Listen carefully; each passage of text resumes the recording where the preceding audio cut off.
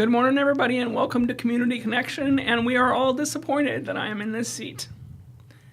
And surprised, maybe. But Mr. Day is doing something else this morning, and so you're stuck with me, and we will miss him as he's doing his other stuff. But I have a very capable co-host today. Dan Link is here to co-host with me. And Dan, why don't you get us started by introducing our guest? Yeah, absolutely. Yeah, it feels like an honor sitting in the throne on this side of the table, right? That's so right. yeah, glad to be here with you guys this morning. But I'd love to introduce our guest, Angela Hill. She serves with an organization called Lake Christian Ministries. What we're going to be talking about today. Lake Christian Ministries, or otherwise known as LCM, has been one of our faithful Vision 30 partners and has been doing a lot in the community. And so we're happy to have her today. And so, Angela, I'll hand it off to you. Can you just tell us a little bit about who you are and your role with LCM and ultimately your why you do what you do? Absolutely. So my name is Angela Hill, and I am a program coordinator at Lake Christian Ministries. So LCM has core services: food pantry, emergency financial aid, clothing warehouse, and a lot of holiday programs. But within that is the New Tomorrows program. So what we do in New Tomorrows is we will work one-on-one with individuals and families to provide community resources and help them meet self-identified goals. The only requirement is that you commit to do some follow-up and that you have a demonstrated need. There's nothing else that you need to do. And so that is what I do. I spend a lot of time doing community connections and doing a lot of research and finding resources outside of LCM that can meet those additional needs. Yeah. So tell us your why. What about you makes you want to do this? Well, I had an adverse life event myself in 2015, and I had an incredible case manager who took me by the hand and showed me how to navigate systems like social services and courts and domestic violence services. And I was really inspired by her. In addition, I had several family members who went through, bouts of homelessness and all of the barriers that we see in our work. And I realized in my own experience that it's hard to know what's out there. And there's a lot out there. But if you don't have an individual to connect you to those resources, you may never find them. And that can make a huge difference. So it's not that I really do a lot for people. What I do is provide them the information that allows them to do what they need to do. So kind of an empowerment model. Absolutely. So tell us about LCM and how it all got started, and what was the kind of the rationale for making it happen? As I understand it, LCM has been around for more than 30 years. And the idea behind it was that the church community could work with a standalone nonprofit that would help with administration of food and financial aid. So rather than an individual church have people coming in through the doors day after day at the church office, they're sent to LCM where the income is verified, the IDs are checked, all of the paperwork is done there, and then all of those people collectively can utilize the program. So it's a lot more efficient way to manage community needs.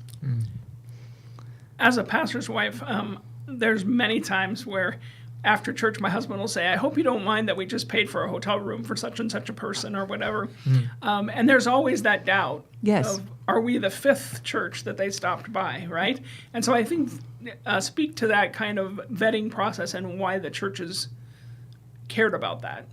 Well, it's difficult. It takes a lot of time and energy to drill down with each individual family and find out what the right kind of help is. What people are asking for is not always the most beneficial. So with the hotel rooms, for example, a lot of agencies and churches have stopped doing that because it's not sustainable. Right. You could easily blow $300 per family per week on a hotel room. Is it more sustainable to try to find housing for them? And then throwing something like that back on a church is a big ask. So we can come in, they can come in, we'll work with them individually and say, okay, let's determine a plan for housing. Let's look at your income. Let's look at your transportation. Let's look at all the different factors that got you where you are and how you can get out. And what would you like to do to make that happen? And you have the knowledge that a lot of pastors or church people don't have, right? Because you're doing it, it's your specialty. Yeah, we see it day in, day out. We see patterns, and we know the resources in the community. So I can, reach out to housing organizations and say, okay, I've got this individual, here's what's going on. And we have relationships with those outside agencies as well. So I didn't prepare you for this, but it will be fun, won't it? Let's do a scenario Okay. off the top of your head without looking at papers because you didn't bring them. Right. But a client comes in, let's say it's a single mom, 2 kids, leaving a domestic violence situation, just lost her job, and she has no idea what to do. So if you could tell us how you would walk through with what kind of services would you offer, what would you refer? You can name the people so we get an idea of. Also, I don't think that you said where your office is located. Oh, I did not. We're in Manita, and we're right off Route 122 near a little, I call it development. It's really one strip mall called Downtown Manita. So it's where White House Road and 122 connect. Downtown Manita. Yeah, Downtown Manita. Yeah. And thus the name Lake Christian Ministries, Yes, right? yes. Because it's the lake. Yes. And everybody knows in Virginia that the lake is Smith Mountain Lake, right? Right. But we do serve Bedford and Franklin and Pennsylvania counties. Okay. So all of those counties that border the lake, anyone, anywhere in those counties can come receive services at LCM. Okay, so I'm a single mom, Okay. 2 kids under 5, Right? just left with nothing, Nothing. and I'm coming to you to say, I don't even know where to start. I just lost my job. I just left to somebody who's abusing me. I can't go back. Right. I have the clothes on my back. Right. And that's a pretty common scenario, I know. actually. So the first thing I'm going to do with somebody in that situation is assess for safety. Okay. So where are you staying right now? Where are you going to stay tonight? Where did you stay last night? My car. In the car. Okay. I'm probably going to address that pretty quickly because 2 children under 5 in a car is not a good situation for any of you.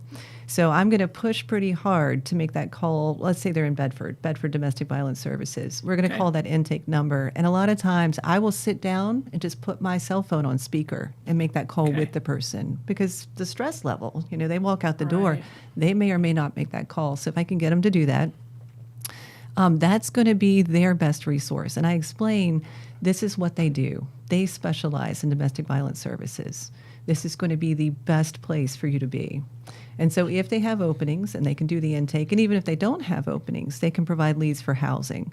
So that place, that where are you staying tonight is the most critical piece right now.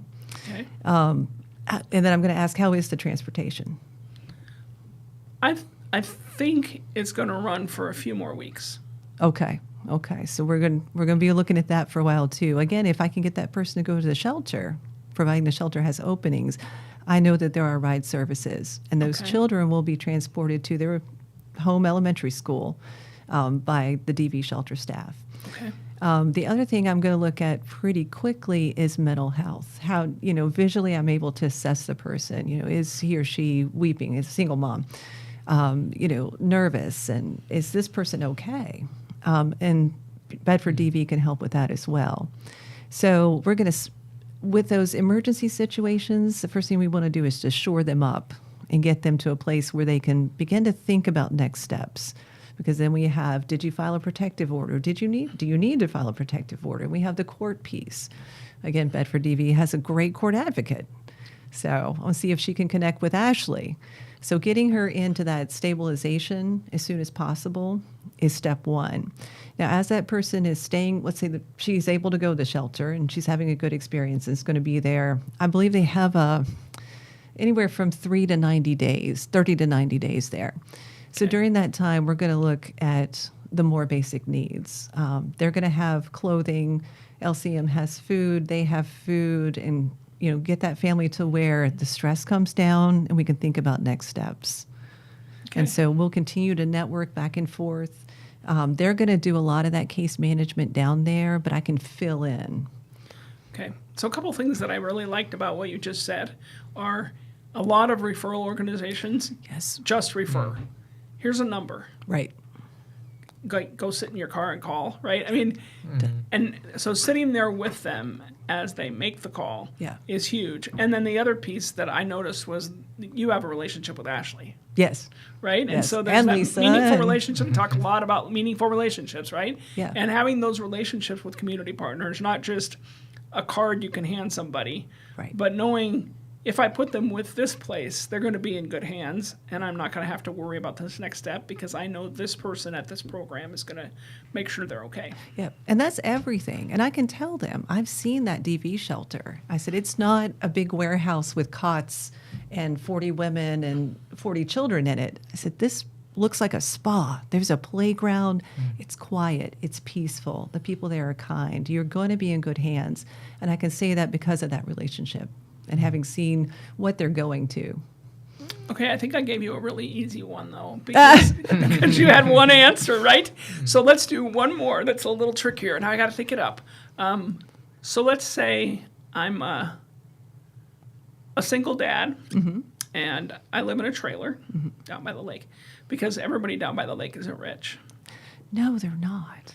It's very interesting. People, I think, have that mind. And there are people who have plenty of resources that have a second home on the lake or who've moved there to retire. Then there's the other side of the lake. Oh, yeah. Right? So I'm a single dad living in a trailer with a teenager, and I just lost my job. I can't pay my utility bills or my rent, and I'm hungry. Okay. Yeah, see, single dad, teenager, lost the job, utilities and rent. Okay. Again, we're going to look at housing first. How far behind are you on the rent? Just 3 months, but he's being very patient because it needs a lot of repairs, and he probably can't get anybody to live there anyway. So I don't think he's going to evict me, but I probably should at least pay him something at this point. Okay, so you have a pretty good relationship with your landlord. He's willing to work with you to a point. Second, okay, so the job situation, what happened that caused you to lose the job? Are we really going to role play this? We can. I don't know what happened because I was a model employee and I did everything right, and suddenly one day, Oh, you're good. well, I might have been a little drunk, but this one day, I'm a functional drinker. Right. You don't show So- up to work drunk. It's only afterward, Right, but he thought I was drunk that day. I don't know why. And he said he fired me, but I am a great employee, so I'm not really sure exactly what happened. Right. How close are the utilities to being shut off? Well, in COVID, they didn't shut them off. I know. And so I've been paying that, don't terminate me, but I think that the tire bill is probably about $1,300, and I think I owe $600 or it's going to get turned off next week. Ooh, okay. Yeah. How's your transportation? My truck. My truck is running real well right now because I'm a mechanic and I know how to fix everything. So I think I'm good with my truck. Well, thank goodness for small miracles. So Sorry, I probably shouldn't have done the Manita trailer accent. But it's, well, yeah. But I'm these going to guys, get in trouble without Mr. Data Censor me, aren't I? they do know how to fix everything. And that's something to actually leverage. If someone can let them do as much as they can. So if Right. you're good with vehicles, we're not even going to worry about that, So we're not going to worry about the housing piece right off. Probably focus on the electricity first. Okay. So if this person is at LCM and is eligible and hasn't utilized aid in the past year, we're going to try to run them through financial aid and see what can be covered. It's not going to cover the whole 600. So that's when I'm going to use either Care Portal or Coordination of Benefits with an LCM member church or DSS if DSS has funding at that time. Okay. So we're going to try to keep those lights on. We know the housing's okay. Then we're going to have to work on the job piece. We're probably going to have to back up and talk a little bit about substance abuse and mental health.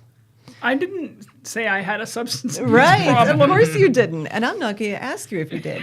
But in a gentle way, if people are expressing, that they're abusing alcohol or various substances or even any kind of mental health issue, then we might look at, what's your insurance like? Kind of vet to see if that person is receiving care for those mental health issues. Because we know at the root of substance abuse is mental health. And so you can never say, well, just stop drinking. We got to back up and work with professionals. So it might be a referral to Horizon if that person is willing to go to Horizon. Or there's a handful of other providers in the Lake area who will take Medicaid. And how are you going to phrase it to convince me who I don't have any mental health problems and I don't have a substance abuse problem? Why wouldn't in the world would I go to Horizon? Right. How do you maneuver that conversation? That conversation is delicate, and for those conversations, I wait until I work with someone for a while And I let the person take the lead. There are people I can see that this is going on. If they don't bring it up, I don't approach them with it. But as you develop relationships with individuals, usually they'll start to talk a little bit about that. They might talk about an adverse event that happened and how they started drinking a lot after that and begin to open up to you. That's not a first meeting conversation. Oh, that's a relief, because I didn't want to have that conversation. Oh, no, right? no. So we're okay with my vehicle. You're going to let me figure out my rent with my landlord. Yeah. Well, what we can do, we'll look then at the job piece. The job is going to generate the income to catch the rent up. Okay. If this person has a good relationship with the landlord and can work out a payment plan between the two of them, go for it. If not, I can give a call and say, what would be reasonable per month to get this person caught up? Or are you willing to forgive the 3 months while he gets back on his feet? So you would make the call for him and talk to his landlord? If he's not able to do it himself. Depends on the person. I prefer that he go to the landlord himself and work it out. Right. But if it's getting combative, it's adding an extra layer of stress, then I'm always glad to step in and try to facilitate good communication between tenants and landlords. And how are you going to find me a job? Well, you are going to go find me a job, right? Right. I get this all the time. Angela is not a job placement service. So I'm going to give people when they come in, we all do there at LCM, a jobs list. And it's between 8 and 12 pages of what I call the low-hanging fruit of the job world. Okay. These are jobs you can run out this week, and probably you'll get hired somewhere. These may not be jobs you want to work the next 10 years of your life. Okay. So in this case, this gentleman's a mechanic. He's got a really good skill set. He probably knows more about who's hiring and who does what at Smith Mountain Lake area than I do. So I'm going to ask him, what have you done on the job hunting front? How far have you gotten on that? Who are some places that might hire you? And kind of feel out what he's doing and then make recommendations to step that up. He's the best person to find himself a job. I can support that. And if he wants to change fields, we can do a CareerWorks referral and look at a trade or, whatever the long-term plan may be. But I just sort of throw the resources out there and let people try to find what works for them. It is incredibly difficult to find the right job for someone. So that's good. I'm gonna challenge you. We're gonna watch the Vision 30 video earlier. I'm gonna challenge you to think as we watch the video where all the things we've heard about from Angela, where their place on the river is, and then we're going to ask her after the video to tell us where she thinks it is, and then highlight a few other things. So you can play that for us. Nobody gets to choose their family. If a person is fortunate enough to be born into a healthy family, then life can be much like floating down a smooth, gentle river in the summertime. But an unhealthy family is like a dangerous river, filled with rocks, debris, and fast-moving water. This river swiftly leads to the steep waterfall of adulthood, tragically forming a new river of dysfunction. Even if you aren't born into an unhealthy river, there are many streams that cause a person to get there. But there is only one way to get out, and that is through a meaningful relationship. Across our region, there are many agencies, churches, and families who are devoted to helping children escape from unhealthy rivers. Some feel their role is to wade in and rescue children. They foster, adopt, or provide safe families. Others stand by the river and support the rescuers by providing what they need. Still, others are upstream and stand in the gap to keep children from ending up in the negative situations. At Patrick Henry Family Services, we see ourselves as having an additional role. We are running up and down the shores of the unhealthy river, screaming, "Can't you see the children in the water? You have to do something." Vision 30 is a 10-year initiative. By 2030, we envision a region where all children are safe in their own family, or with caregivers who are supported by a local faith community. So, where do you stand at the river? Are you upstream, keeping families together and strong by standing in the gap? Are you in the river, directly impacting children? Are you on the shore, providing support for the brave folks who have entered the river? Or are you just passing by without noticing? No matter who you are, come down to the river with us. Let us help you find your place. Not only will lives be changed, but you will never be the same. So you guys have an idea. I'm going to ask Angela, where do you see yourself at the river? Well, my favorite place to be is upstream, trying to prevent people from falling into the river, Okay. because that's a much better utilization of my time. Once you're in the river, I may not have the resources to help you. I'm going to be able to do a limited amount. So, for example, I'll use homelessness. I spend a lot of time on homelessness prevention because I know we don't have but so many resources in this part of Virginia once you are homeless, particularly in Bedford County. We do not have a regular homeless shelter. We have the DV shelter only. So anything I can do to keep you from being there, I will. Now, sometimes people will come to me and they're already there. So I'm going to make sure that they're safe. Do you have water? Do you have access for food? Can I bring you a sleeping bag? And do what I can. I'm going to tell you about the shelter system and see if you'll go. A lot of people will not. But that prevention piece, if a good drop of financial aid is going to keep you from falling into that, that's where I'm going to focus my energy.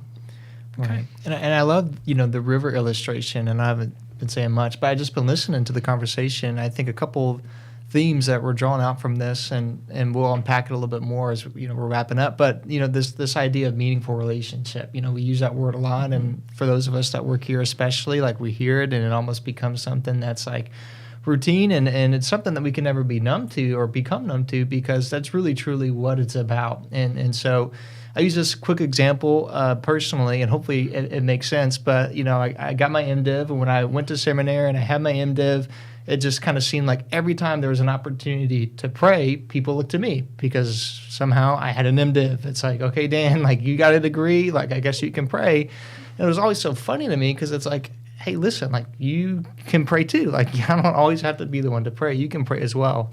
So I bring that example up to say, I think sometimes when it comes to this space and it comes to serving vulnerable populations or kids and families, we say, hey, we can't do certain things because I don't have a degree in social work or I don't have an experience. And even some of the role play that just happened, right? You went through a whole list of different things, but you do that every day. And so I think sometimes when we look at things like that, people that don't necessarily always work in this space might say, well, now I can't get involved in this because I don't have the experience or a degree in social work or psychology. What am I going to do? Excuse me, but that's not the whole point. The whole point is, where are you at on the river? And the whole point is, how can we come alongside and just support people and be a relationship, support to people and help them get plugged into resources, and say, what kind of community would we be if we started saying to ourselves, I don't have to have all the answers, but I can just sit with somebody, listen to their story, and then help that person find the person who has the answers. I just think we'd see a lot more impact, and that's the heart of it, I think, Vision 30 and the river. And yeah, I just wanted to add that. Yeah, and I was thinking the same thing when I was watching the video, that meaningful relationships is where I would set you as a person right in the middle of that arrow, even though we don't have that place highlighted, because you're doing that. And I think that just based on our role play, that people are finding the relationship piece to be the most important piece, not all the answers that you have, right? To find a person who's warm and caring and was willing to listen and help figure it out, it means way more than the resources. So I'm guessing that you're not the only person that does this. So there are opportunities for other people to get involved to do what you're doing? Absolutely. And Dan, you speak to a good point in that I always want to be careful people don't feel overwhelmed and just come running to me or running to DSS or whoever they consider the authority. It really does just take love and listening. When you listen to people, they will tell you what they need. They'll be really clear about it, but they've got to trust you enough to talk about it. They've got to know that you care and know that you're listening. As far as getting involved, there's a lot of different volunteer levels at Lake Christian Ministries. Everything predominantly is run by volunteers. There are only 4 part-time paid staff people, and I'm one of those 4. So some people prefer food pantry. Some people do clothing. Some people do financial aid. There's front office. There's some new tomorrow's mentors. They don't call them mentors. They call them partners. But that do something similar to what I do, but lean on me for more of the nuts and bolts and the phone numbers and the concrete information. but establish those relationships. And although that can seem transactional, maybe you're packing a food order and putting it in a buggy, when you wheel it out and you smile at the person and you say, I hope your rest of your day is great, and let us know if there's anything you need, that's a relationship. It doesn't have to always be as in-depth as what I do. It's, can we be the one place where people come in and feel human? Because the world has beaten them down. Can we be the one place where they get a smile and maybe a hug and feel loved? That's awesome. Yeah. So let's say I was a member of the community and I was already volunteering with a whole bunch of other stuff, but I wanted to connect somebody that I have a relationship with you and the programs. What would be my first step? My cell number is on the card. I would say maybe give me a quick call first, or email or text, whatever you prefer. Let me know a little bit about the situation, and then send that person right to me. That's awesome. Yeah. And if somebody wanted to volunteer, how would they do that? I would call the main LCM number, the 540-297-3214. It's on the website as well.